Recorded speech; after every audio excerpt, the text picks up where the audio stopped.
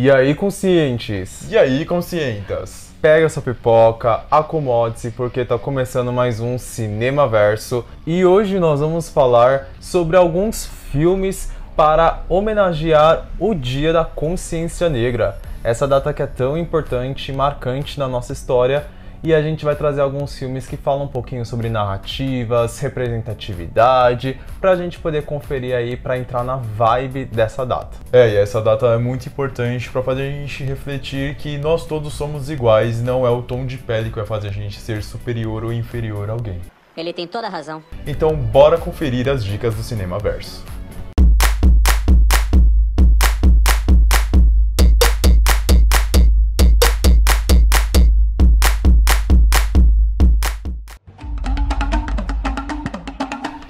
Bora começar a lista já com ele, o rei de Wakanda, Pantera Negra.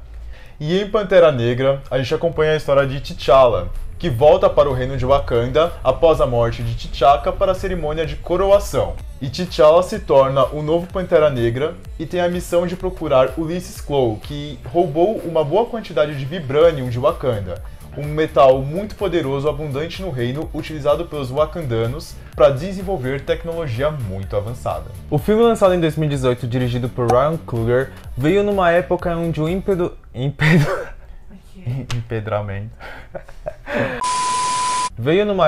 o empoderamento afrodescendente está em ascensão, está cada vez mais forte na mídia, nas indústrias, principalmente na cinematográfica, e marcou o primeiro filme solo de um herói negro da história do cinema da Marvel. Cara, você é foda! Wakanda tem inspiração e influência em culturas e costumes dos povos africanos e traz um elenco recheado de representatividade da etnia negra. O elenco conta com nomes de peso e eles fogem ali do estereótipo de filmes onde eles querem representar a escravidão no mundo e tal, e demonstram ali uma nação poderosa dentro de um filme fictício, uma história fictícia fantástica. E no elenco a gente tem grandes nomes como Michael B. Jordan, Lupita Nyong'o, Daniel Kaluuya e Letitia Wright. Todos têm personagens muito interessantes, muito bem desenvolvidos, com uma boa importância, uma boa relevância na trama. E fora eles, a gente tem o saudoso Chadwick Boseman na pele do Pantera Negra, que infelizmente nos deixou em 2020 devido a um câncer coloretal que ele estava tratando secretamente e nem a Disney sabia disso.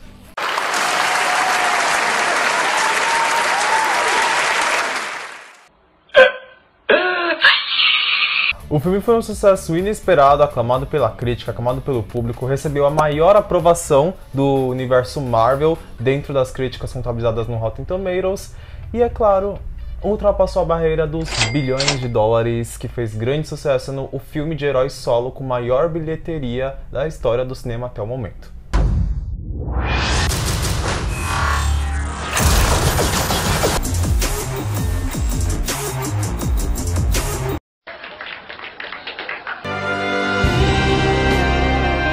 Em 2018, o cineasta Spike Lee trouxe para os cinemas uma comédia policial intitulada Infiltrados na Clã.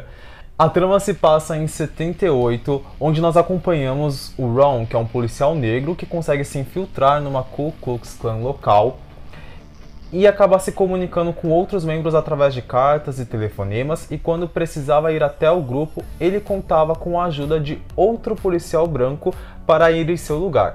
Ron fica próximo do líder da seita, sendo responsável por sabotar uma série de linchamentos e outros crimes de ódio orquestrados pela seita.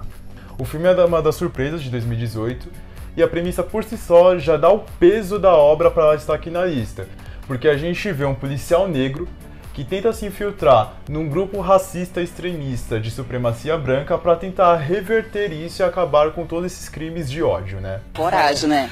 Tem gente que tem coragem. Spike Lee aborda uma narrativa muito séria, mas com um tom mais policial e mais cômico, desenvolvendo bons personagens, ganhando nossa carisma e nossa atenção.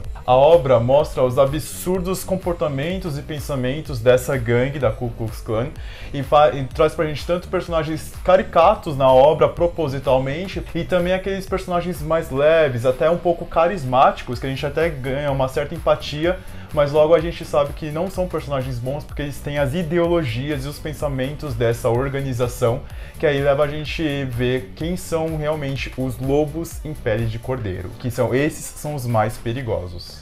Perigo! Ouviram bem? Perigo! Pois é.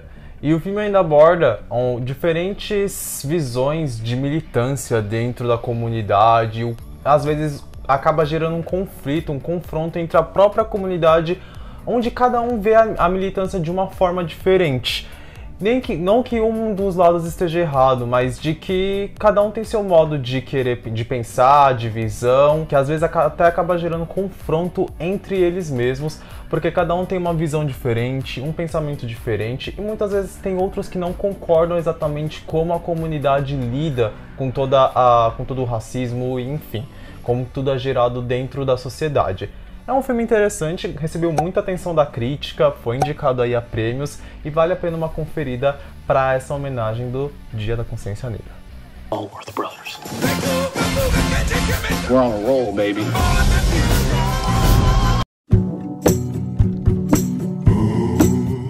E o próximo filme é um filme de Quentin Tarantino lançado em 2012, chamado Django Livre.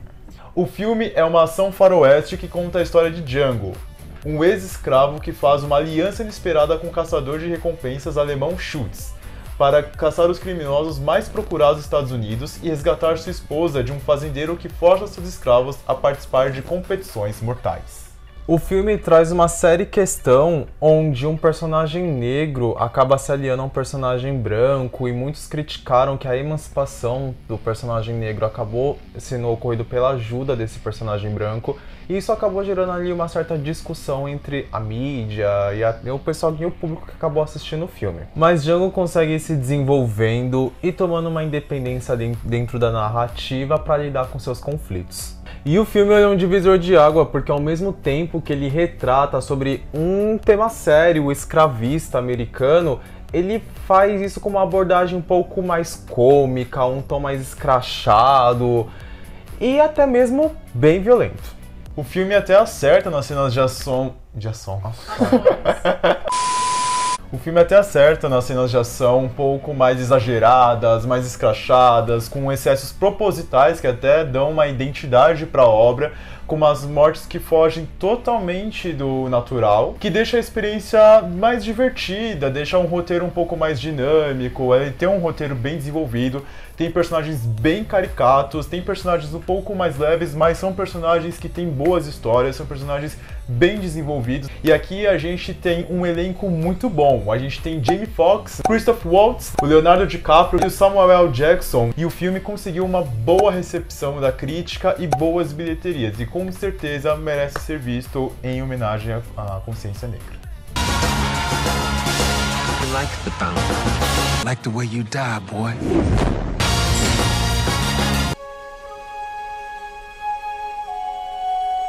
E agora a gente vai falar sobre um dos filmes mais conhecidos, acredito eu, da lista, lançado em 1999, sob direção de Frank Darabont, A Espera de um Milagre. A trama ela se passa em 1935, quando John Coffey, que é um cidadão negro, é acusado de assassinar duas jovens brancas e recebe a pena de morte em seu julgamento. Durante seu tempo preso no corredor da morte, ele desenvolve uma relação com o chefe guarda Paul, interpretado pelo Tom Hanks, e ele começa a conhecer melhor John e descobre que foi julgado injustamente. E a relação dos dois começa a se intensificar quando Paul percebe a essência pura que John tem e descobre que ele possui dons misteriosos e milagrosos. O filme é baseado no livro de Stephen King, e Stephen King se baseou em um caso real que aconteceu nos Estados Unidos, e esse caso é de George Stinney Jr., que foi a pessoa mais jovem a ser condenada à morte nos Estados Unidos no século XX. E ele tinha apenas 14 anos, quando ele foi executado na cadeira elétrica, acusado de assassinar 2 meninas brancas. Os corpos foram encontrados perto da casa onde ele residia. Na época, todos os jurados eram brancos.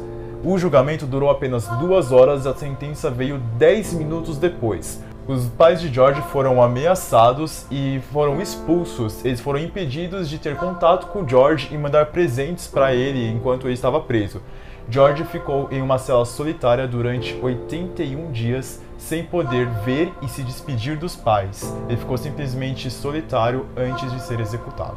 E a sua inocência foi comprovada 70 anos depois da execução dele.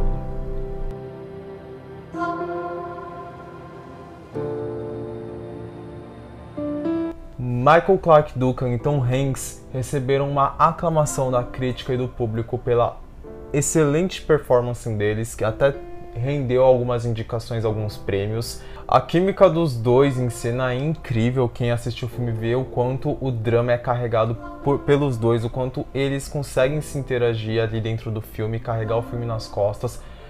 E o mais emocionante é quando o Paul consegue ali bolar um plano para conseguir tirar o John dessa situação e ele simplesmente se nega porque ele já está cansado dos problemas psíquicos que ele tem ali com o mundo, toda a crueldade que ele já viveu com o mundo externo.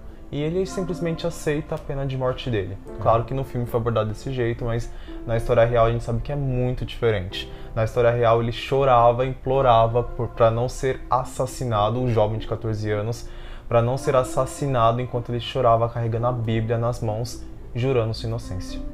Parabéns pro Michael Clarke Duncan, que faz um papel incrível e a emoção que ele traz pra gente ganha tanta simpatia que você simplesmente fica encantado e agoniado com a obra, porque você sabe o final que ele vai ter, o destino que ele vai ter, e você simplesmente torce pelo personagem e é muito emocionante.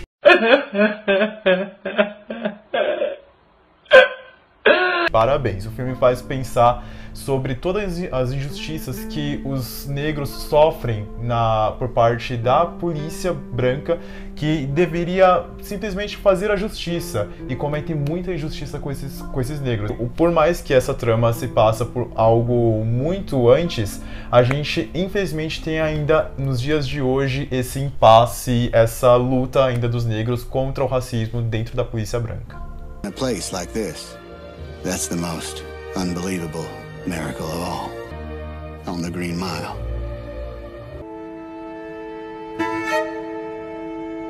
E agora um dos filmes mais importantes da lista, que foi uma surpresa em 2017, dirigida por Jordan Peele, que é Corra. Em Corra a gente vê a trama de Chris, um jovem negro que está prestes a conhecer a família de sua namorada branca Rose. A princípio, ele acredita que o comportamento excessivamente amoroso da família é uma tentativa de lidar com o relacionamento de Rose com o rapaz negro. Mas com o tempo, Chris percebe que a família esconde algo muito mais perturbador. Meu Deus.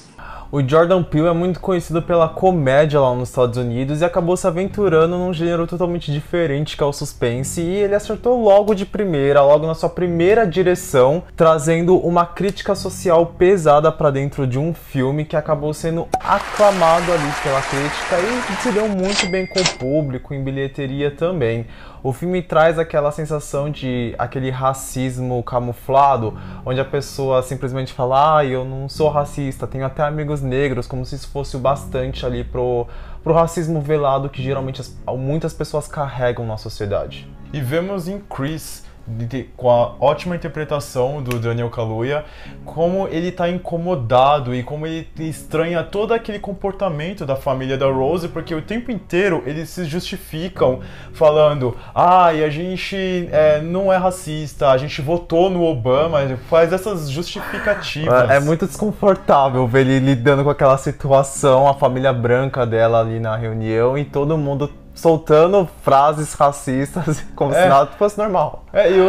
E a pessoa que ela não é racista, ela não precisa ficar se justificando o tempo inteiro ou querendo afirmar alguma coisa pra você. Ela precisa ficar falando o tempo inteiro, enfatizando isso. É o que a família faz. A gente fica com essa sensação dele, daquela desconfiança, daquele desconforto que toda essa trama, essa situação carrega pra um jovem negro nessa situação, né? Acho que o elenco inteiro tá de parabéns. O pai e a mãe, como eles vão conduzindo e abordando aos poucos o protagonista, trazendo aquela tensão.